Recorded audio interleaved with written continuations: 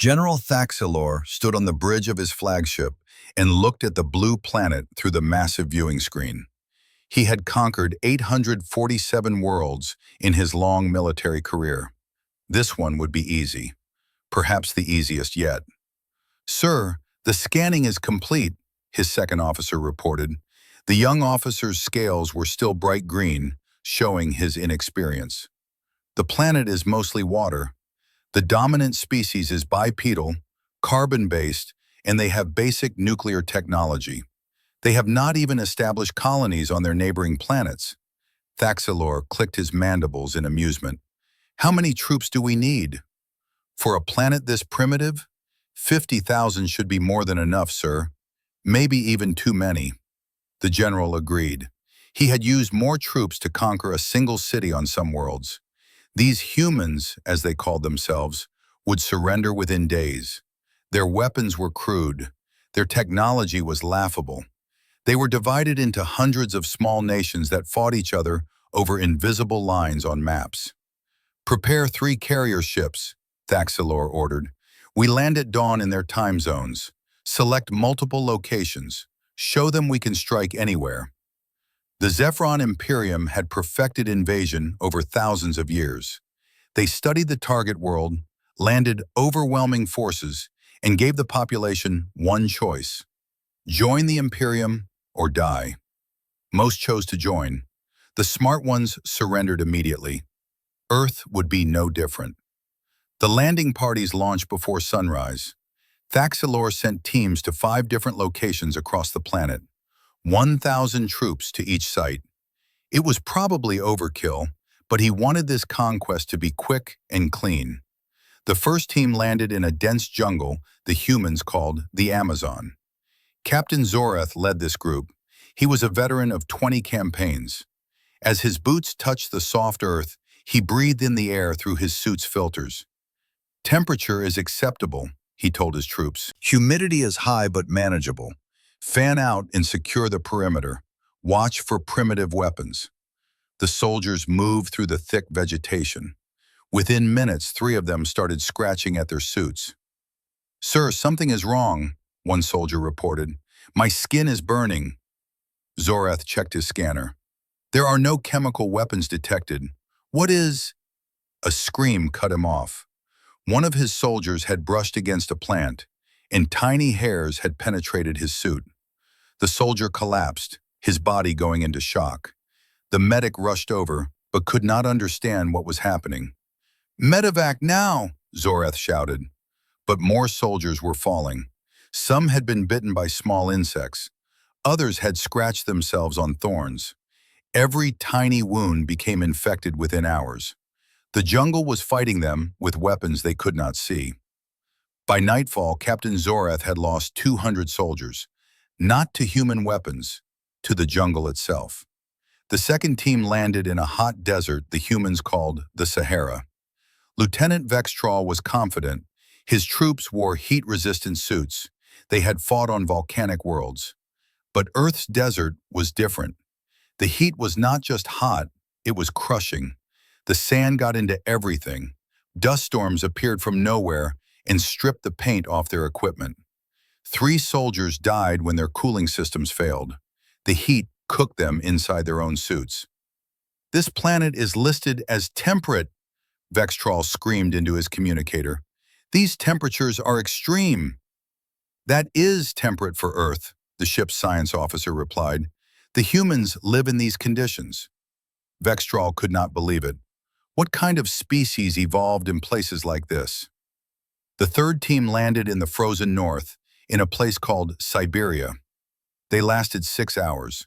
The cold was beyond anything in their database. Their equipment froze. Their weapons stopped working. The snow buried their vehicles. They retreated to the ship, losing 30 soldiers to hypothermia. The fourth team landed in a lush area the humans called Australia. Commander Dralok thought this location would be safe. The temperature was mild. The vegetation was manageable. His troops began setting up a base camp. Then the creatures attacked. Small snakes with venom that killed in minutes. Spiders with bites that rotted flesh. Even the water had monsters with crushing jaws. A soldier died when a tiny blue octopus touched his hand.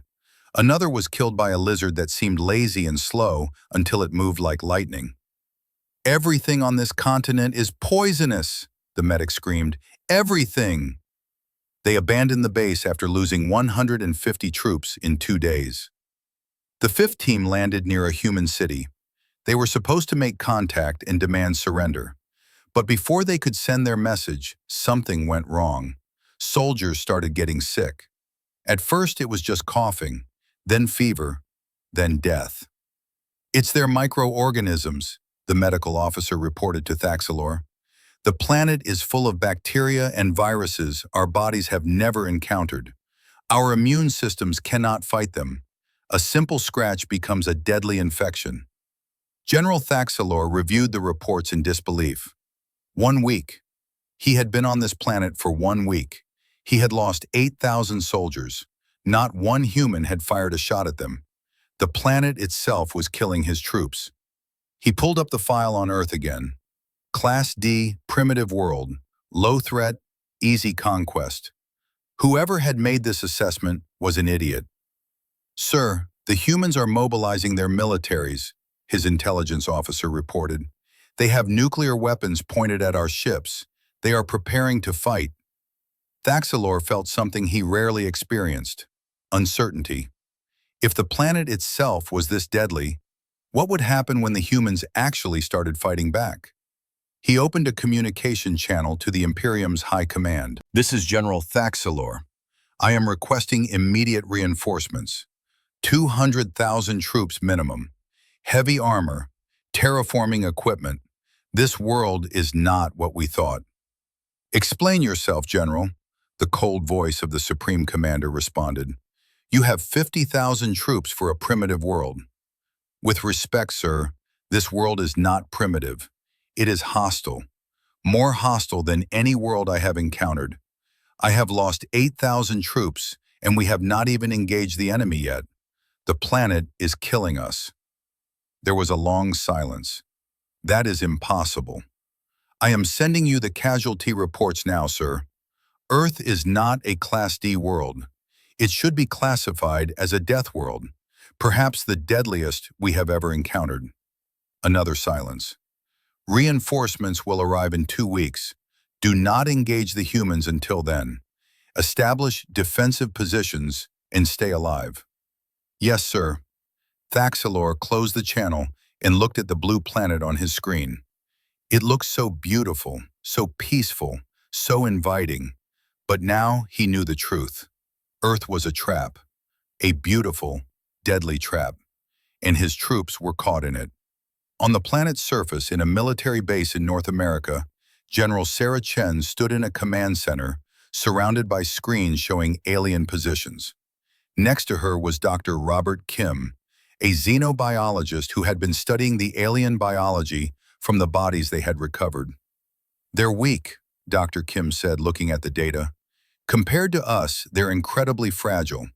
Lower bone density, weaker muscles, sensitive immune systems. They evolved on an easy world." "And we evolved on this one," General Chen said, a slight smile on her face. She looked at her staff officers. "Ladies and gentlemen, we have an advantage. Earth is on our side. Now let's show these invaders what happens when you mess with a Deathworld species." The war for Earth had only just begun, but the aliens were already learning a terrible truth. Earth did not raise weaklings, it raised survivors, and humanity was about to show them exactly what that meant. The reinforcement fleet arrived exactly 2 weeks later. War Commander Krelvosh watched from his ship as 200,000 fresh troops prepared for deployment. He had read General Thaxilor's reports 3 times. Each time he found them harder to believe. "A planet that kills invaders naturally," Krelvosh muttered. "Impossible." His aide, a young officer named Pixel, shifted nervously. "Sir, the casualty reports are verified. General Thaxilor lost 12,000 troops now. Only 3,000 from human weapons. The rest from environmental factors." Krelvosh clicked his mandibles in annoyance. "Then we adapt. We bring terraforming equipment. We create safe zones. We turn this planet into something civilized. The strategy was sound. The Zephyron Imperium had terraformed dozens of hostile worlds. They would establish fortified bases in carefully selected locations. Then they would gradually modify the environment to suit their needs. Give it a few months, and Earth would be just another conquered world. They chose their base locations with extreme care. A flat valley in a mountain region the humans called Switzerland. Perfect defensive position, moderate climate. A wide plain in a place called Kansas, far from human population centers. A coastal area in Southeast Asia with access to water and resources. 10,000 troops landed at each location with enough equipment to build small cities. Prefabricated walls, energy shields, atmospheric processors, weapons platforms, everything needed to create a fortress. The Kansas base went up first. Within 3 days, they had walls, shields, and a command center. Commander Drolix stood on the observation platform and felt satisfied. The base was perfect. The weather was clear. They were ready to begin operations. Then the sky turned green. "Sir, our weather monitors are detecting unusual patterns," a technician reported. "Wind speeds increasing rapidly, pressure dropping." "A storm?" Drolix asked. They had shields. Storms were not a problem. "Sir, the humans are broadcasting emergency warnings. They are saying a tornado is approaching." Drolix pulled up images of tornadoes. Rotating columns of wind, violent but localized. Nothing their shields could not handle. "All personnel inside the walls, activate full shield power." The tornado appeared on the horizon 10 minutes later. It was massive. It touched the ground and the sky at the same time. The wind howled like a living creature. It moved across the plain directly toward the base. "Shield holding at 90%, the technician reported. Then 80%, then 60%. The tornado hit the base with the force of a bombardment. The shields failed in seconds. The walls flew apart like paper. Vehicles weighing tons were lifted into the air and thrown kilometers away. Buildings were ripped from their foundations. Soldiers in full armor were sucked into the vortex and never seen again. Drolix held onto a support beam as the command center disintegrated around him. His last thought was that this was impossible. Wind could not do this. Nature could not be this violent. The tornado passed in 5 minutes. The base was gone. 8,000 soldiers were dead or missing. The survivors were scattered across 50 kilometers of farmland. At the Switzerland base, Commander Vexrol received the news with shock. "An entire base destroyed by weather?" "Confirmed, sir," his aide replied. "The humans call it a tornado. Apparently, they are common in that region." "Common? Weapons of mass destruction are common on this planet?" Vexrol doubled the shields on his base. He positioned it in a valley surrounded by mountains. The humans could not hit them with tornadoes here. This location was safe. For 2 weeks, the Switzerland base grew and prospered. The temperature was cold but manageable. The air was thin but acceptable. Vexrol began to think Drolix had just been unlucky. Then winter came to the mountains. Snow began falling. Not the light dustings they had trained for, but meters of it. The weight collapsed one building, then another. Avalanche warnings appeared on human broadcasts, but the translators did not convey the urgency properly. Vexrol was reviewing supply reports when the mountain moved. Millions of tons of snow and ice broke free from the peak above the base. It fell like a solid wall, moving faster than their vehicles could drive. The avalanche buried the entire base in 30 seconds. Shields meant nothing against that much mass. Neither did walls. Vexrol and 7,000 troops were entombed under 50 meters of snow and ice. The survivors were those who had been on patrol outside the valley. Less than 2,000 troops. The coastal base in Thailand lasted longest. Commander Zelthar had learned from the others' mistakes. He built the base on high ground. He monitored weather constantly. He kept half his troops on the ships in orbit, ready to evacuate. The base operated successfully for a month. The humans in the area were peaceful, more curious than hostile. Trade even began. Human food for Zephron medicine. Zelthar began writing reports about successful integration. Then the ocean pulled back from the shore. Fish flopped on suddenly dry sand. The humans started screaming and running for the hills. Zelthar's translators worked frantically. Tsunami, sir. It means a giant wave. They are evacuating. Zelthar looked at the ocean. It was calm. The humans were panicking over nothing. Maintain position. They are being hysterical. 10 minutes later, the ocean returned. But it did not return gently. A wall of water 30 meters high crashed onto the coast with the force of orbital bombardment. It swept over the base, smashing through shields designed to stop energy weapons, but not millions of tons of water. Buildings were ripped away. Vehicles tumbled like toys. Soldiers were dragged into the sea and drowned. The water went inland for 3 kilometers before finally stopping. When it receded, the base was rubble. 6,000 more troops were gone. Zelthar had survived only because he had been on a supply shuttle returning from the ship. He watched from the air as the ocean claimed his command. General Thaxalor stood in his ready room on the flagship and stared at the casualty reports. In 6 weeks of trying to establish bases, they had lost 30,000 more troops. The humans had barely fought them. Earth itself was doing the killing. How? He asked Dr. Civics, the fleet's chief scientist. How does a planet generate this much violence naturally? Dr. Civics's tendrils trembled with stress. Earth is unstable, General. Its weather patterns are chaotic. Its tectonic plates are extremely active. Its climate varies wildly by region and season. Most habitable planets are not like this. Then how do the humans live here? They adapt to it, sir. They build their structures to withstand the forces. They have warning systems. They evacuate when necessary. And their bodies are built to survive conditions that would kill us. Thaxalor pulled up footage of human soldiers. They wore minimal armor. They moved easily in Earth's gravity, while his troops struggled with the weight. They breathed the high oxygen air without filters. They operated in temperatures that range from deadly cold to lethal heat. They are not weak, Thaxalor said quietly. We are.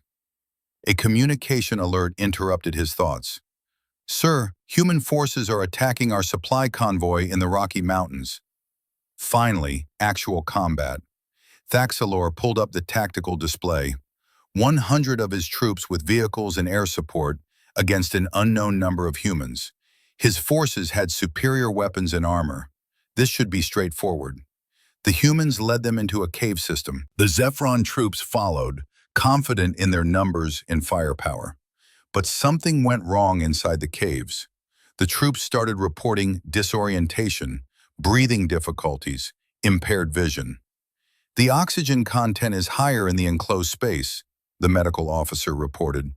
Combined with the pressure, it is affecting their nervous systems. The humans had no such problems. They moved through the caves like they had been born there.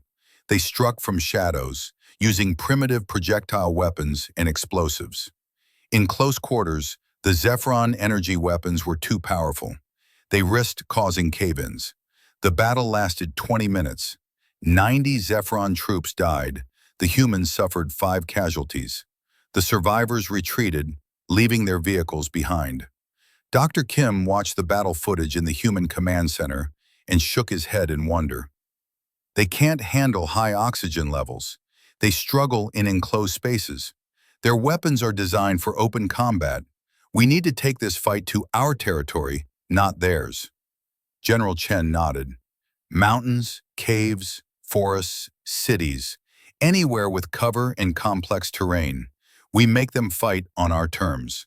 She pulled up a map of North America. Start organizing resistance cells. Hit and run. Sabotage. Make them afraid to leave their ships. Show them that Earth belongs to us. A young lieutenant spoke up. Ma'am, what if they start bombing cities from orbit? Then we make them regret it, Chen said coldly. We have nukes. Primitive by their standards maybe, but they still explode. And if they want to turn this into a war of extermination, we will show them what a Deathworld species looks like when we stop playing nice. In orbit, General Thaxilor sent another message to the Imperium. This is not going to be a quick conquest. These humans, they are not like other species. Request permission to negotiate terms. The response came back within hours. Denied. The Imperium does not negotiate with primitives. You have 400,000 troops and the most advanced fleet in the quadrant. Stop making excuses and conquer that planet. Thaxilor closed his eyes. The Imperium had never failed to conquer a world. But the Imperium had never tried to conquer Earth. He had a terrible feeling that they were about to learn a lesson that would cost millions of lives, both human and Zephron. War Sage Kreltoth was not a patient being. He had conquered the Brutaris homeworld, where every creature was 3 times the size of a Zephron and twice as aggressive. He had broken sieges that lasted years. He had personally led charges against fortified positions that his fellow officers called suicide missions. Earth would not defeat him. The 7th Armada arrived 3 months after the initial invasion. 500,000 troops, 30 capital ships, orbital bombardment platforms, the elite Void Corps, genetically enhanced soldiers who had never lost a ground battle, and Kreltoth himself, standing on the bridge of his flagship with his 4 arms crossed over his armored chest. "General Thaxilor," Kreltoth said when they met, "you have embarrassed the Imperium." Thaxilor kept his voice level. "With respect, War Sage, you have not faced this enemy. You have not seen what this planet can do. I have read your reports. Weather, disease, accidents. You make it sound like the universe itself is against us." Kreltoth's mandibles clicked with contempt. "We are the Zephron Imperium. We do not surrender to weather." "Then you will learn as I did," Thaxilor said quietly, "the hard way." Kreltoth's first action was to target human cities from orbit. He selected 10 major population centers and fired kinetic bombardment weapons, tungsten rods dropped from space that hit with the force of nuclear weapons. The goal was simple: show the humans that resistance was futile. The rods struck their targets with perfect accuracy. Buildings collapsed. Fires erupted. The humans should have panicked and surrendered. Instead, they buried their dead and got angry. Within hours, human militaries launched missiles at the fleet. Primitive nuclear weapons, centuries behind Zephron technology. The shields absorbed them easily. Kreltoth laughed at the futility. Then one of his ships exploded. "Report!" Kreltoth roared. "Sir, the humans launched something else. Not a missile, a metal projectile, accelerated by electromagnetic force. It penetrated the shield and struck the reactor core. A railgun. The humans had built railguns from their industrial equipment. Crude, inefficient, but the projectiles moved so fast and with such mass that energy shields designed to stop lasers and plasma could not disperse the kinetic energy. 2 more ships took hits before Kreltoth ordered the fleet to higher orbit. He had lost 3 capital ships and 8,000 crew to weapons that should not have worked. His face burned with shame. "Ground assault," he ordered. "Deploy the Void Corps. If we cannot bombard them from above, we will crush them on the surface." The Void Corps was the pride of the Imperium. Each soldier was enhanced with genetic modifications and cybernetic implants. They were stronger, faster, and more resilient than any normal Zephron. They had conquered worlds that regular troops could not touch. 10,000 Void Corps soldiers landed in North America, targeting the human military base where General Chen commanded the defense. Kreltoth watched from orbit, confident that this would break the human resistance. The first wave of Void Corps hit the outer defenses at dawn. Human soldiers fired their weapons, kinetic projectiles, chemical explosives, nothing that should trouble enhanced warriors. But the bullets were large caliber, designed to stop Earth predators. They punched through void core armor. The explosives were crude but devastatingly powerful. Still, the void core advanced. They were trained to ignore casualties and press forward. They reached the human defensive lines and engaged in close combat. This was where they excelled. Enhanced strength, combat implants, weapons that could cut through steel. Then they met human special forces. Sergeant Rodriguez had been a Marine for 15 years. He was not enhanced. He had no implants. He was just a human who had grown up on Earth, running in gravity that crushed the aliens, breathing air that intoxicated them, fighting against a planet that tried to kill him every day of his life. When the first Void Core soldier came at him with a powered blade, Rodriguez blocked it with his rifle, broke the alien's arm with his bare hands, and crushed its windpipe with a single strike. The alien's enhanced strength was barely equal to a baseline human's. "They are weak," Rodriguez shouted to his squad. "Fight them hand to hand." Across the battlefield, humans realized the same thing. The elite Void Corps were strong by Zephyron standards. But by human standards, they were just ordinary. The battle turned into a massacre. Enhanced aliens fell to unenhanced humans who had evolved to survive a Deathworld. In orbit, Kreltoth watched his elite forces get decimated and felt something cold settle in his chest. These humans were not lucky. They were not using tricks. They were simply better warriors. The Imperium's finest could not match even regular human soldiers in personal combat. "Pull back the Void Core," he ordered, his voice hollow. "Deploy siege units, keep our distance, and use heavy weapons." But the humans did not let them retreat safely. They pursued the Void Core through forests and mountains, picking them off in terrain where the Zephyron heavy weapons could not be used effectively. A human sniper killed a Void Core commander from 2 kilometers away. Human drones, crude but effective, struck supply convoys. Human hackers broke into Zephyron communications and spread misinformation. In New York City, a young woman named Elena Torres worked in a damaged office building that had been hit by the orbital bombardment. She was an electrical engineer. Before the invasion, she had designed circuit boards for computers. Now she was taking apart alien weapons and figuring out how they worked. "This is actually pretty simple," she muttered, studying a Zephyron energy rifle. "The power source is sophisticated, but the firing mechanism is straightforward. I can replicate this with terrestrial components." Within a week, Elena had built 3 working copies of the alien weapons using Earth technology and spare parts. They were not perfect, but they worked. She sent the designs to the military, and human factories started producing hybrid weapons.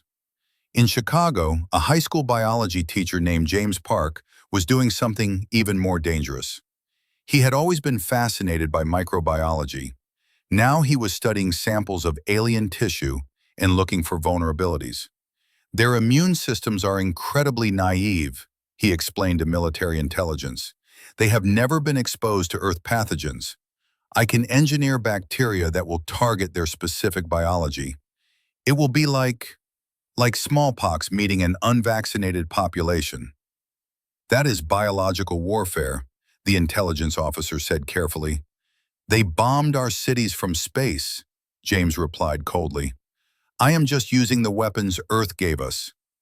2 weeks later, Zephyron troops in South America started falling ill with a mysterious disease. It spread through their bases faster than any natural pathogen should. It was not natural.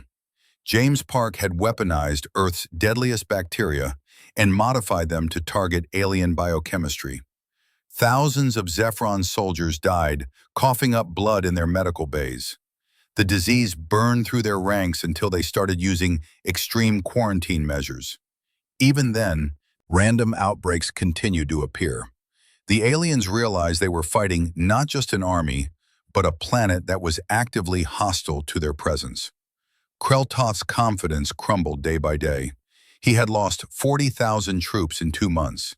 His elite Void Corps had been beaten by unenhanced humans. His fleet was being hit by primitive weapons that should not have worked. His troops were dying of diseases that should not exist. He pulled up footage of humans fighting and watched it over and over, looking for weakness, looking for fear, finding neither. The humans were not desperate. They were not scared. They were angry. They fought with a fury that seemed to come from the planet itself. In one clip, a human firefighter named Sarah Chen led a group of civilians through a burning city while under alien attack. The temperature was hot enough to kill a Zephron in minutes. The smoke would suffocate them in seconds. But the human woman walked through it like it was nothing, carrying children, directing others to safety, and occasionally shooting at Zephron scouts with a pistol she had picked up from a dead soldier. Kreltoth realized she was not even military, she was a civilian, and she moved through conditions that would kill his elite troops without fear. Another clip showed an elderly man in Japan, a veteran of human wars, organizing guerrilla fighters. He was frail by human standards, probably in his 80s, but he set traps that killed Zephron patrols. He taught younger fighters how to move through urban terrain. He was, by Zephron medical standards, near death from age. Yet he was more dangerous than most of Kreltoth's soldiers. "What are these beings?" Kreltoth whispered to himself. Dr. Civics, who had been studying human biology for months now, provided an answer. "They are survivors, War Sage. Every aspect of their evolution has been shaped by surviving on a hostile world. Their bones are dense to handle high gravity. Their immune systems are aggressive because they evolved fighting countless diseases. Their pain tolerance is extreme because life on Earth requires it. Their psychology is adapted to overcome obstacles rather than surrender to them." "Then how do we beat them?" "I do not know if we can, sir, not without destroying the planet entirely, and even then..." Dr. Civics pulled up data about human space stations and ships. "They already have outposts beyond their world. If we destroy Earth, we create millions of refugees who know how to fight, how to survive, and who will have every reason to seek revenge." Kreltoth sat in his command chair and realized the terrible truth. The Imperium had made a mistake. They had attacked a species that was more dangerous than any they had faced, not because of technology or numbers, but because of what they were. Earth had spent billions of years creating the perfect survivor species, and the Imperium had just made them very, very angry. "Open a channel to the human leadership," Kreltoth said quietly. "It is time to talk." The negotiation room was a repurposed auditorium in Geneva, Switzerland. The humans had chosen it deliberately. It was near the ruins of the alien base that had been destroyed by an avalanche, a reminder of what happened when the Zephron Imperium underestimated Earth. General Chen sat on one side of the long table, flanked by military advisors and political leaders from Earth's major nations. On the other side sat War Sage Kreltoth and General Thaxalor, along with their senior officers. Between them sat Dr. Kim, the xenobiologist who had been studying alien physiology since the invasion began. Kreltoth spoke first. "We are prepared to offer terms of surrender." "Our surrender?" General Chen asked calmly. "You have lost 900,000 troops in 6 months. Your elite forces were beaten by our regular soldiers.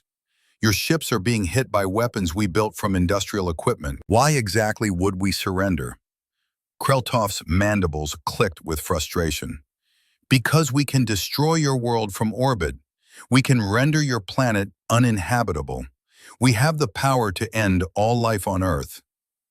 "You could do that," Chen agreed, "but then you would have accomplished nothing except creating millions of human refugees scattered across your empire, all of whom now know how to kill your soldiers with their bare hands. Is that really a victory?" The alien war leader had no response to that. General Thaxalor spoke instead. "We came here believing Earth was a primitive world. We were wrong. We acknowledge that. What we want to know is, why? Why are you so much more dangerous than other species?" Dr. Kim stood up and activated a holographic display. "That is actually a fascinating question. May I?" Kreltoth gestured for him to continue. The xenobiologist began his presentation. Earth is what the galaxy would classify as a Class A death world, Dr. Kim explained.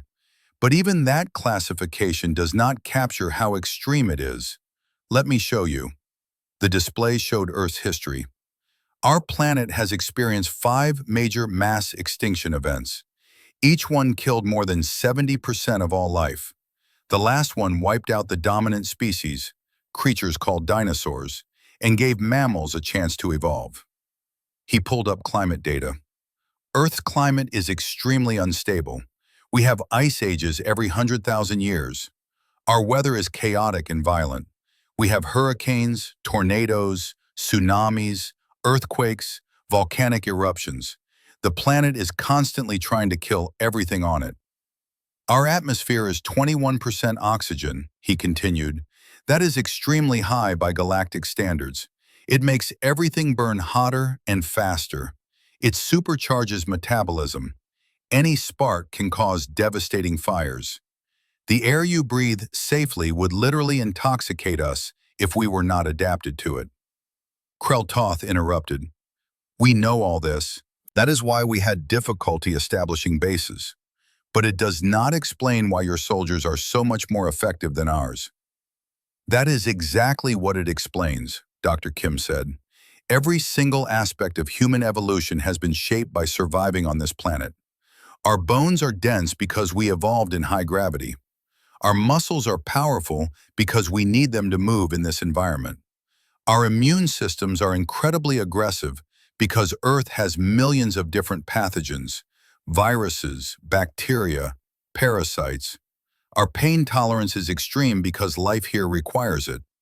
He pulled up a comparison chart. A Zephyron soldier can survive in temperatures from 15 to 35 degrees Celsius comfortably. Humans regularly operate in temperatures from -40 to +50 degrees. We work in those extremes. We live there. Your soldiers need environmental suits in conditions we consider mild. You struggle with Earth's gravity. You get sick from our microorganisms. You are physiologically fragile compared to humans. Not because you are weak, but because you evolved on an easier world. Dr. Civics, the Zephyron scientist, spoke up. We have analyzed this data. It is accurate. We reviewed records of all 847 worlds we have conquered. Not one of them had Earth's combination of environmental challenges. Most habitable planets in the galaxy are stable, Dr. Kim continued. Predictable weather, moderate temperatures, lower gravity, fewer pathogens. Species evolve to fit comfortable niches. They do not need to be as resilient as humans because their worlds do not demand it. He showed images of human history. Humans crossing frozen wastelands. Humans surviving in deserts. Humans climbing mountains where the air was too thin to breathe. Humans diving to ocean depths that would crush most species. Humans adapting to every environment on the planet. We did not conquer Earth, Dr. Kim said quietly. Earth conquered us. It beat us down for millions of years. It killed the weak. It favored the strong. It created a species that could survive anything because only survivors could exist here. You did not invade a primitive world. You invaded a planet that has been training warriors for billions of years. The room was silent. The Zephyron officers looked at each other with something like horror. Krell stared at the display showing Earth's violent history and finally understood. You are a species of survivors, he said slowly.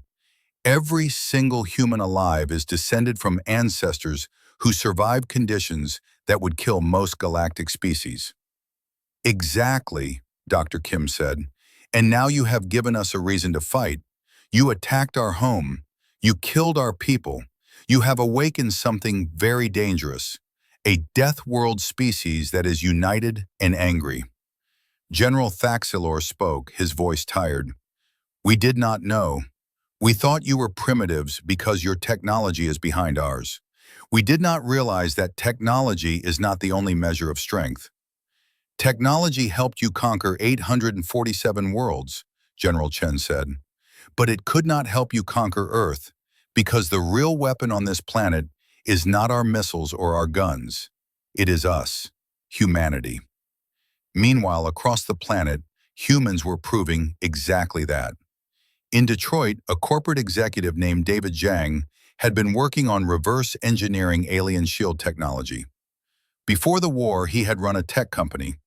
Now he was leading a team of engineers who were taking apart Zephron equipment and figuring out how it worked. Their shields operate on principles we understand, David explained to military contractors. We can replicate them, not perfectly, but well enough. Give me 3 months and I can have human-built shield generators in production. In Los Angeles, a woman named Maria Santos ran an underground supply network. She had been a smuggler before the war, moving goods across borders that governments did not want crossed. Now she was moving weapons, medicine, and food to resistance cells across North America. The aliens could not track her because she knew every back road, every hidden route, every way to move unseen through terrain she had been navigating her entire life.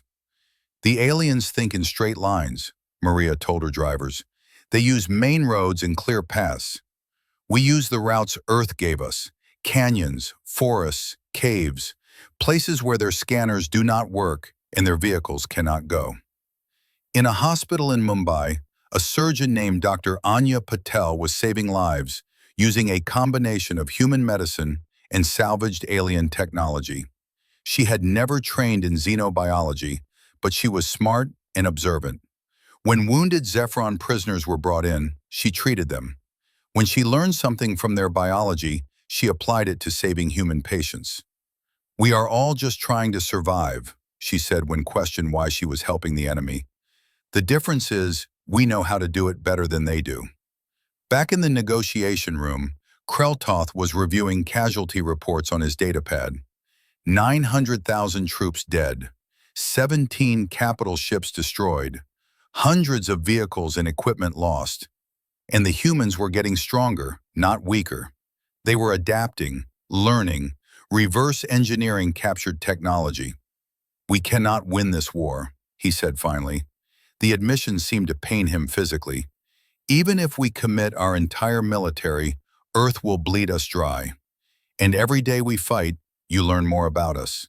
You take our weapons and make them better. You study our tactics and counter them. You are adapting faster than we can. Because that is what survivors do, General Chen said. We adapt. The Emperor of the Zephron Imperium had been watching the negotiations via secure transmission. Now his image appeared in the holographic display, a massive Zephron with elaborate armor and countless medals of conquest. General Chen, the Emperor said, his voice carrying the weight of absolute authority. What are your terms? Chen had been preparing for this moment for weeks. First, immediate cessation of all hostilities. Your forces withdraw to your ships. Second, full citizenship for humanity in the galactic community. Third, complete sovereignty for Earth and the entire Sol system. Fourth, access to galactic technology and trade. Fifth, reparations for the damage you have caused. And if we refuse? The Emperor asked. Then we continue fighting, Chen said simply. We build our own ships from the wrecks of yours. We reverse engineer your technology. We follow your forces when they retreat and hunt them across the galaxy. We become the nightmare that wakes your species up at night. Because here is what you need to understand, Your Majesty. Earth raised us to never give up. The more you hurt us, the stronger we become. That is what it means to be a Deathworld species. The Emperor was silent for a long moment. Then he spoke. You are offering us a choice. Accept you as equals or fight you forever. Not equals, General Chen corrected. You came to our world. You attacked us. You proved you cannot defeat us. We are offering you the chance to end this with dignity. But make no mistake, we are not asking permission to exist. We are telling you how things will be. Kreltoth looked at the human general with something like respect. You would make an excellent war sage. I would make a terrible conqueror, Chen replied. Because I learned what Earth teaches, that cooperation is stronger than conquest. You want to know humanity's real secret? It is not our strength or our resilience. It is that we learn to work together to survive. Family, tribe, nation, species, we are stronger united. The emperor considered this. Finally, he nodded. We accept your terms. The war is over. 5 years had passed since the treaty was signed.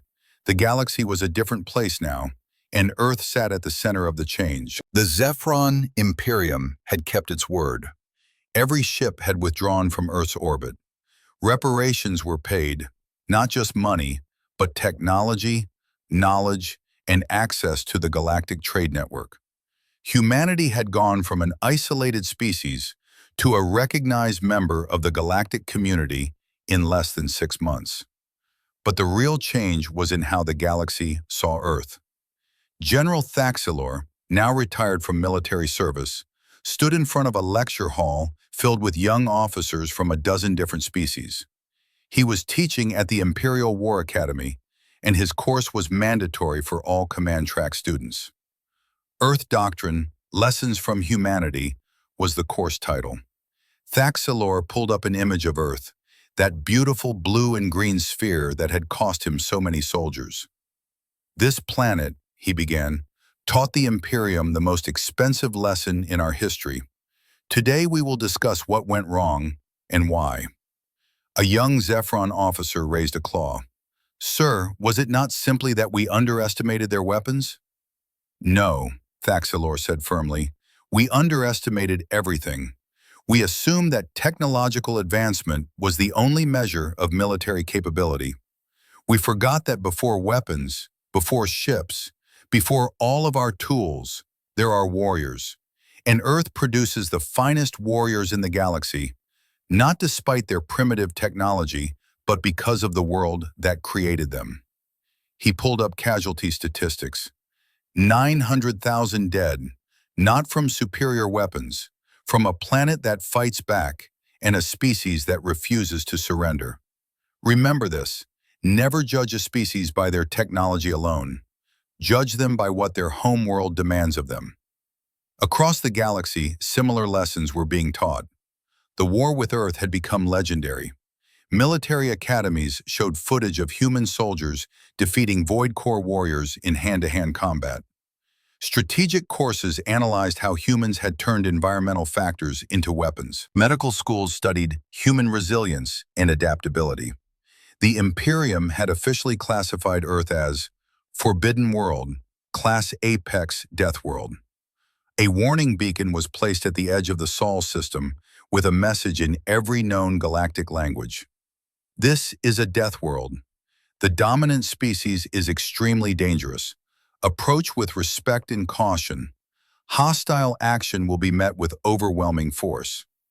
Kreltoth, the war sage who had led the final assault, now served as an ambassador to Earth. It was an unusual appointment, but the Emperor had been wise. Kreltoth understood humans in a way few other Zephyrons did. He respected them, he feared them, and he believed in them. Today he was visiting a human military training facility in Colorado. General Chen, who now commanded a joint human-alien peacekeeping force, was showing him the latest recruits. These are volunteers from Earth who want to serve in galactic security, Chen explained. A group of young humans ran through an obstacle course that would challenge most alien soldiers. They were not struggling. They made it look easy. They are not even enhanced? Kreltoth asked. Baseline humans, Chen confirmed. We do have an enhanced soldier program now, using alien technology, but these are just regular people. The galaxy wants them because they can operate in environments other species cannot. Kreltoth watched a young woman climb a rope in full armor without apparent effort. I have seen recruitment requests from 37 different species. Everyone wants human soldiers. Human mercenaries are the most expensive in the galaxy, Chen said with a slight smile, but they are worth it. We can breathe almost any atmosphere. We operate in gravity ranges that would cripple other species. We survive temperatures that would kill most aliens, and we adapt faster than anyone else. It was true. Human soldiers were serving as peacekeepers, security consultants, bodyguards, and special operations forces across the galaxy. Species that had once looked down on Earth now paid premium prices for human protection. But humanity's contribution went beyond military service. Human engineers were designing ships that could withstand conditions previously considered impossible. Human doctors were revolutionizing medicine by approaching problems with the same adaptability that had kept humans alive on Earth. Human scientists were making breakthroughs that stumped alien researchers who had centuries more advanced education. Dr. Kim now ran the Solar Institute of Xenobiology, a research center built on a space station orbiting Earth. Students from across the galaxy came to study there, learning from the species that had mastered survival. The key to understanding human biology, Dr. Kim lectured to a class of alien medical students, is understanding that we are generalists. Most species evolved to fit a specific niche. Humans evolved to survive everywhere. We are not the strongest species, but we are strong enough. We are not the fastest, but we are fast enough. We are not the smartest, but we are smart enough. And we never, ever give up. A student asked, "Is it true that humans can operate for days without sleep during emergencies?" Yes, Dr. Kim confirmed. The human body has numerous adaptations for crisis situations. We can ignore injuries that would incapacitate other species. We can function on minimal food and water. We can push our bodies beyond normal limits when necessary. It is a survival mechanism from millions of years of facing constant threats. Elena Torres, the engineer who had reverse-engineered alien weapons during the war, now ran a massive shipyard in orbit around Mars. She was designing vessels that combined human and alien technology in ways that neither species had considered alone. Alien shields are elegant and efficient, she explained to her design team, but they fail against kinetic weapons. Human armor is crude but effective. What if we combine both? Shields for energy weapons, reinforced hull plating for physical impact. Build ships the way Earth builds survivors, redundant, adaptable, tough. The ships she designed were not pretty. They were bulky and over-engineered by alien standards. But they could take damage that would destroy conventional vessels and keep fighting. They could operate in radiation zones, asteroid fields, and stellar corona where other ships could not venture. Human civilian culture was spreading too.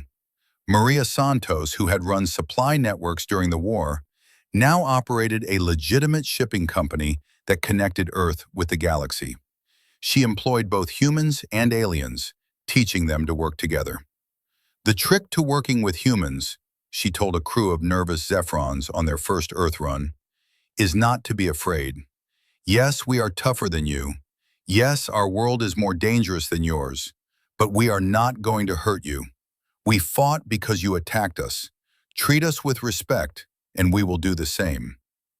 Dr. Patel, the surgeon who had saved both human and alien lives during the war, now ran a medical exchange program. Alien doctors came to Earth to learn trauma surgery in conditions that would be considered emergencies anywhere else. Human doctors went off-world to study alien biology and medicine. "We learn from each other," she said at a conference on interspecies medicine. Yes, human medicine is brutal compared to most galactic standards. We cut, we clamp, we stitch. But we learned those techniques because Earth did not give us a choice. We had to survive with whatever tools we had.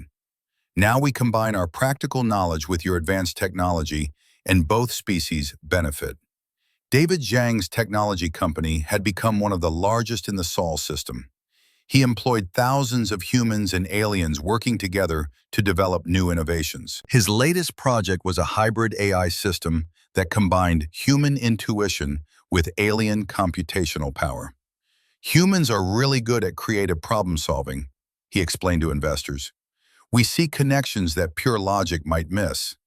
Alien AI is incredibly powerful, but sometimes too rigid. Together we create something better than either could alone." The galaxy was learning that humanity's real strength was not individual toughness. It was adaptability and cooperation. Humans made allies easily because they approached every species with the assumption that everyone had something to offer. In the Senate of the galactic community, human representatives were gaining influence.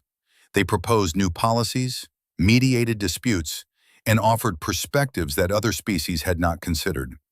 When two alien civilizations went to war over a border dispute, it was a human negotiator who finally brokered peace by suggesting solutions both sides could accept.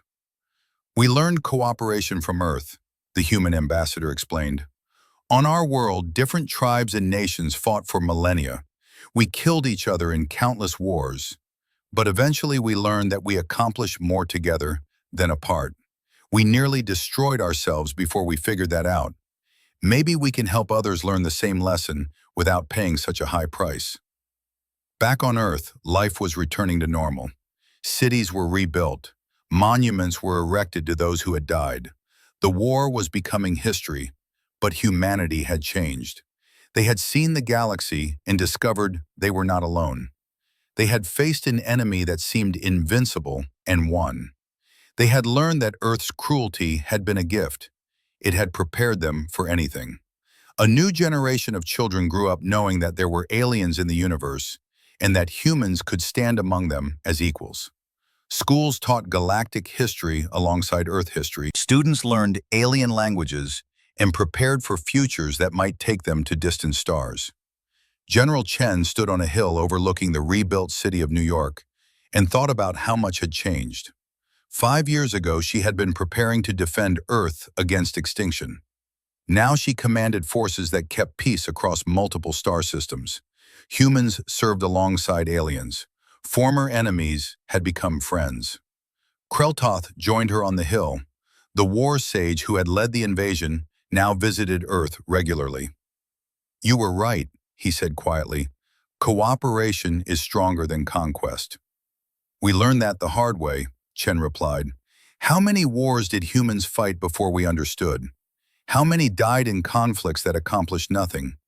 Earth taught us to survive. We had to teach ourselves to thrive." "The galaxy is better with humans in it," Kreltoth said. "Even if we learn that lesson with blood." Chen nodded. "The Imperium will recover. You are still the largest military force in known space. But you know now that size is not everything. Strength comes from more than numbers." "We are adapting," Kreltoth said, "learning from you. We have incorporated Earth doctrine into our military training. We are selecting soldiers for resilience, not just obedience. We are emphasizing survival skills over technical expertise. The Imperium is becoming stronger because of what humanity showed us." They stood in comfortable silence, watching the sun set over the city. Ships moved in the sky above, some human, some alien, all peaceful. The war was over. Earth had not just survived, it had changed everything. "Want to know the funny thing?" Chen said finally. "Earth is still trying to kill us. The weather, the diseases, the natural disasters, none of that stopped. We just do not notice anymore because we have bigger concerns now." Kreltoth made a sound that might have been laughter. "Your planet is still a death world. You are still survivors. But now you are survivors with starships and allies. The galaxy should probably be more worried than it is." "We are not conquerors," Chen assured him. "We fight when we have to, but we prefer to build. That is what survivors do. We create, we grow, we help others survive too. Earth taught us to endure. Humanity chose to do more than just endure. We chose to thrive. And we want to help the galaxy thrive with us." As darkness fell, the lights of New York came on. Above, the space station that orbited Earth glowed against the stars. And beyond that, human ships traveled to destinations across the galaxy, carrying with them the lessons of a death world and the hope of a species that refused to surrender.